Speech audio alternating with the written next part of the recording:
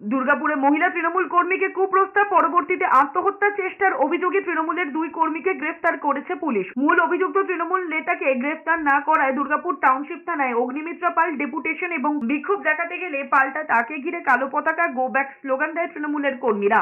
মদের থেকে প্রতিবাদ করায় মহিলা তৃণমূল কর্মীকে কুপ্রস্তাব দেয় দলেরই 4 কর্মী। এমনকি মহিলার স্বামীকে কাজ থেকে বের করে দেওয়া হয় বলে অভিযোগ। স্বামীর কাজ ফিরে চাওয়ার জন্য আর্জি জানাতে গেলে ওই মহিলাকে কুপ্রস্তাব দেওয়া হয় বলে অভিযোগ, এমনকি হুমকিও দেওয়া হয়। এরপরেই ওই মহিলা আত্মহত্যার চেষ্টা করেন বলে অভিযোগ। এই প্রসঙ্গে অগ্নিমিত্রা পাল বলেছেন, এবার বোঝা যাচ্ছে সন্দেশখালী কাণ্ড কারা ঘটিয়েছে।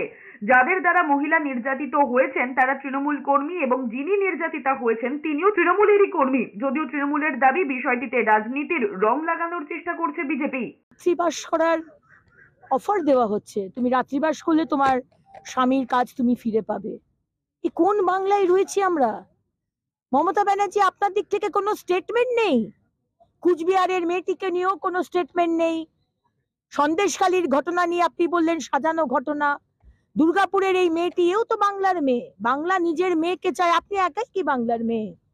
আমরা কি কেউ বাংলার মেয়ে নই?